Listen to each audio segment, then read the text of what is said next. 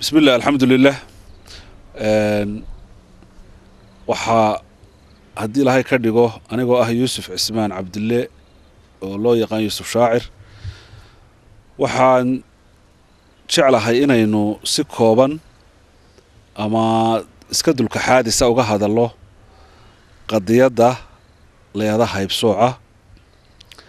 ama dadka laga tirada badan yahay magacyo dhowra ayay arrintaas yeelataa arrintaas oo runtii wajiyo badan iyo dhinacyo badan leh deegaano badan oo kala jaada leh si guud haddii taariikhdeeda dib loogu noqdo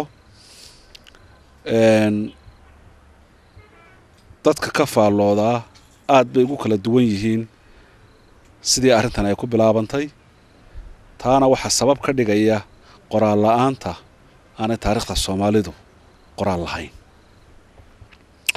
cilmi baadhis bari aanu samaynay oo waraaqaha imika aan hayo ku qoran waxaanu ka dhignay dhowr iyo 80 reer inta ay mashkiladan haysato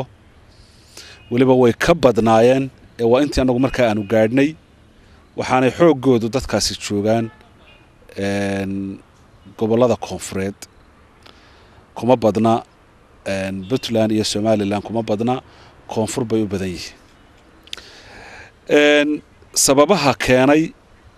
haybsooca ama waxa loo yaqaan dadka laga tirada badan yahay sida markii hore sheegay la iskuma waafaqsana ciidamada dhinac bay iska taagtaa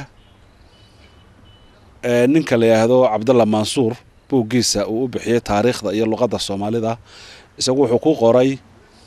in ay Soomaalidu afar raac oo kala dambeeyay ahayd markay dhulka timi dabadeetana dadkan ugaarsatada ah ay ugu soo horeeyeen waqooyiga ku soo horeeyeen markii dambana raacatadu ka daba timi dabadeetana la isqabtay dabadeetana dadkii ugaarsatada ah hawd loo riixay koonfur loo riixay dabadeedna halkaa ayuu isagu u aanaya qoliyo kale waxay leeyihiin maya dadkan la haybsooca waxay ahaayeen dadkii qadiimiga ahaa maamulada iyaga hayay boqortooyooyin bay ahaayeen dabadeedna markii islaamku yimi ayaa dadkii kale islaamka qaatay iyagu way diideen dabeetana dagaal baa dhacay dabeetana sidaasa markii laga xoog roonaaday ay arrintani ku timi oo la go'aamiyay in dadka la qaybiyo aan awoodoodu soo noqonin sidii falsafadii Jarmalka oo kale lagu qaybiyay dadyow kale waxay leeyihiin maya xagga dabaqadaha dhaqaalaha iyo waxaas la isku riixay adigu siyaabo badan ayaa loo turjumaa iyaga laftooduna dadka haybsoocu haya laftiisuna isku qadiyad maaha siyaabo badan bay u kala duwan yihiin waxa jira qaar gobol markaad ugu tagto mashkiladana haysata laakiin gobol kale markuu tago mashkilada ka baxayaba oo qoladiisu caadi noqonayso waxa jira qaar reer dadka kale ahaan jiray oo intii mashkilad sameeyeen dabadeetana la takoray inaan laga gursan dabadeetana sidaa ku noqday iyaguna dadkan kaga mid noqday haddii lagu sii daadago iyaguna arrimo badan oo runtii aad u kala duwan ayaa soo baxaya waxaanuun anigu maanta uga socdaa gabay aan xilli hore maanse aan tiriyey oo arrintan khusaysa ayuun baan doonaya inaan soo qaato oo maanta halkan ku duubo oo layga codsaday laakiin tusaalayaal aan ka soo qaato ninkii la odhan jiray Booba Cabsiyo kale markuu qadiyadan ka hadlayay waan filayaa inuu madhibaan ahaa jeeran Soomaaliya midgaan tuur isugu keeno ama aan yibraha taaru dira toga gamaaxaya jeeray tacliinta iyo farsamadu ka isugu toosto jeeray iskuulada tagaan 10,000 oo wiila talaamiida jeeran ka baxo taabka igu haysa taariikhda jeeran hubsado nala ku taandeeyay tirin ma iyo maansada in badan iga tabaysaane tiraanyadayda aan iskaga jiray hay tagliifina buu kala qarba meel xaflada iyo wax ku inta keenan yiri ka gabay runtii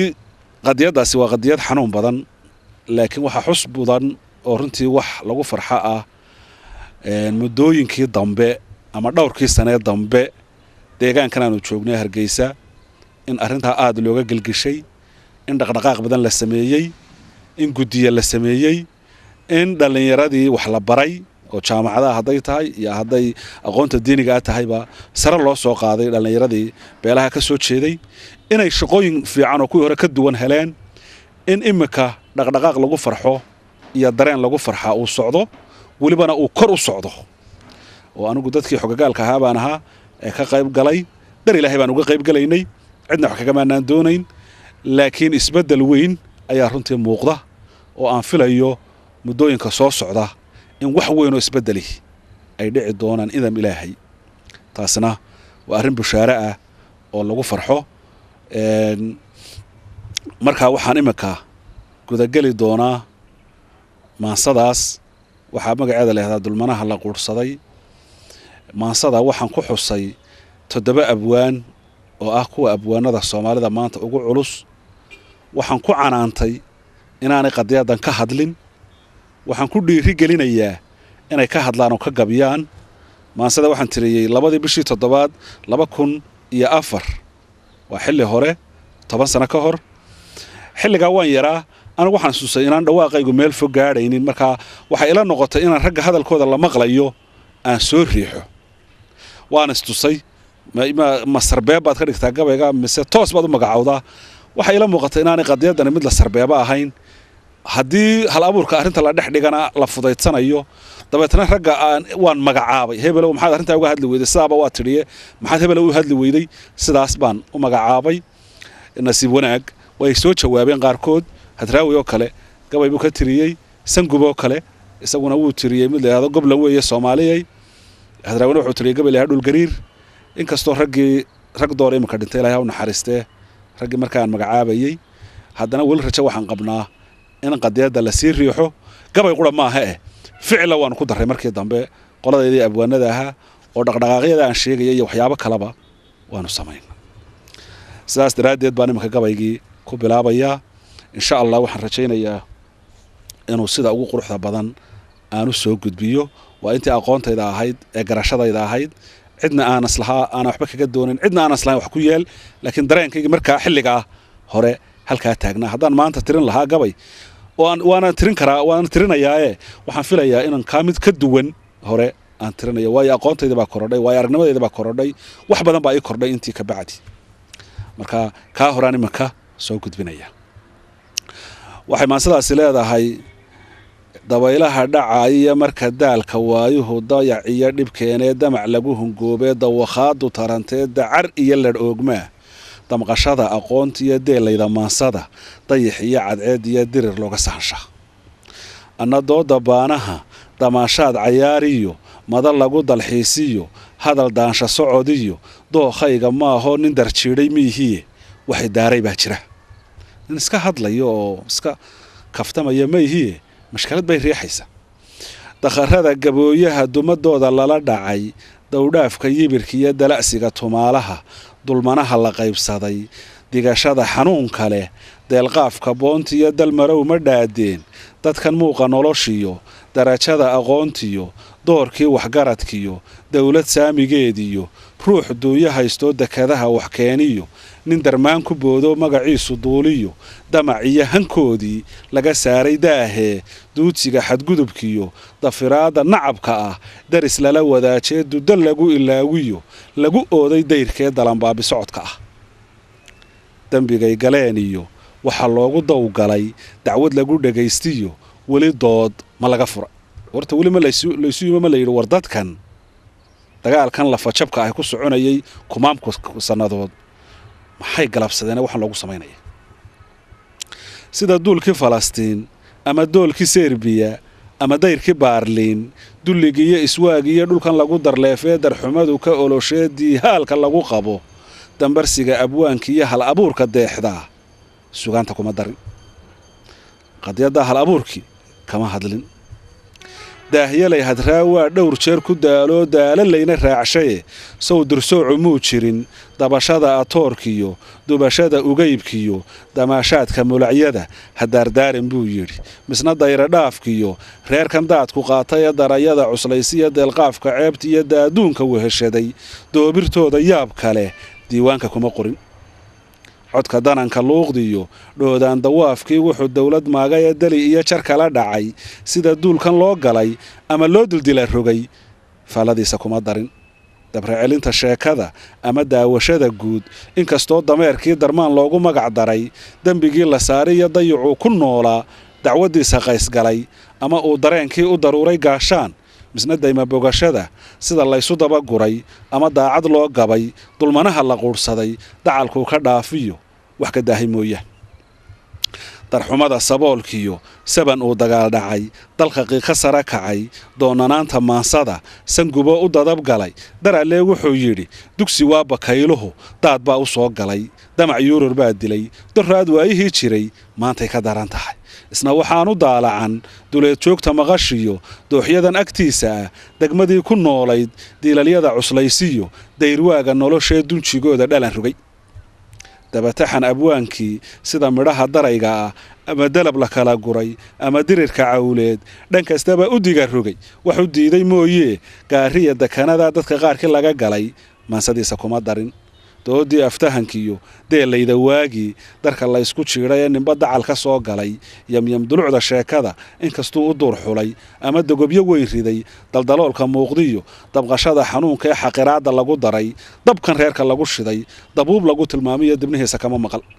andubaaxsha heesto darmaantayda heensaha deganaan u saaree deegaanta laacdiyo dhul habeenkii doogsaday damal iyo hargalabeed dooryaan la dhaqankii dudadiisu noolayd ganayba u dalxiisoo arar lagu daleeyiyo duufaan ka mariyee isna doorarkiisii talow daraygan quustiyo beelahan dayoobee dabaqyada dhukaasha ah ilaa daayin abidkood ka durduuranayee dirqiga iyo waxyeellada dumadooda lagu qoray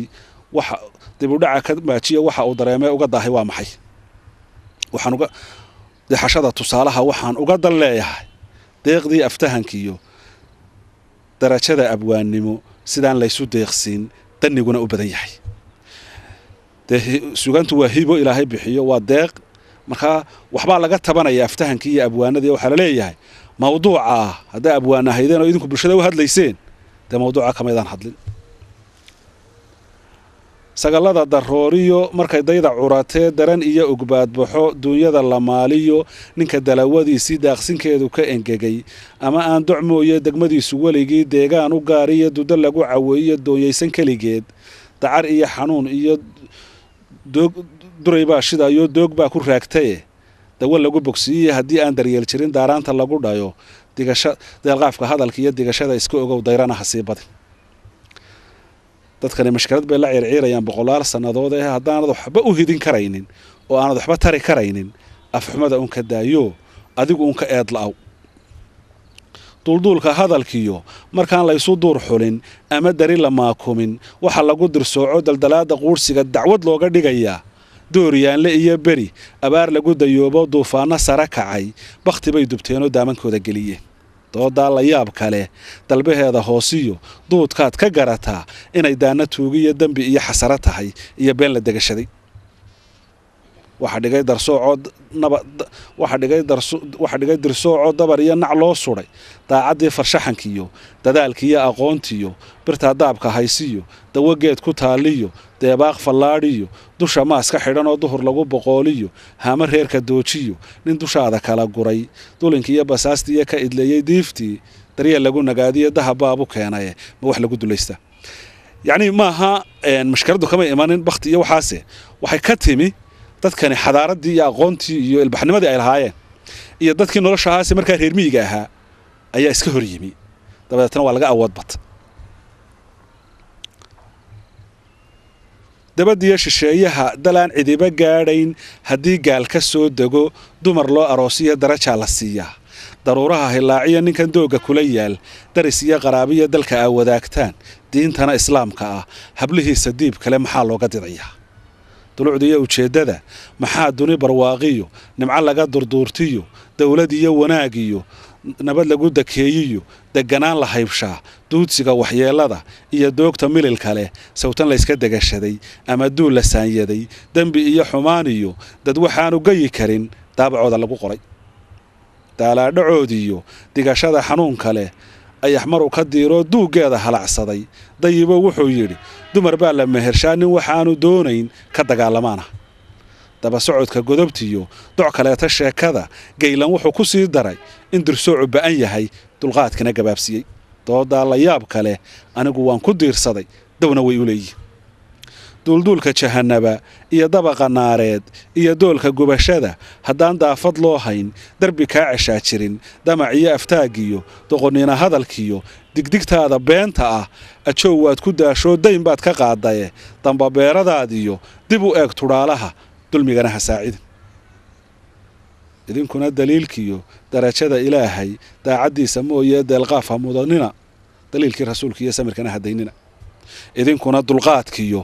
darajada ilaahay daacaddiisa mooyee deelqaaf ha mudanina daliilkii rasuulka iyo samirkana hadaynina calayhi salaatu wassalaam allah ayow shar daraariyo baladuugga aragtiyo dumbukh iyo rasaastiyo dhiig bilaash u daatiyo didma cadow ha nagu ridin dunjiga iyo qabiilka dubayaasha lala dhacay dallaalimo hadhaysiyo diinta iyo xaqsoorkiyo dariiqyada hanuunka ah raxmaddaada ugu deeq bulshadana mid dabacdo daadahaysa samaho durkintiiyo fogayntiyo kala dookha neceboo damiirkeedu wacan yahay daayanuna solonsii wasalaamu calaykum waraxmatullaahi wabarakaatu allahuma aamiin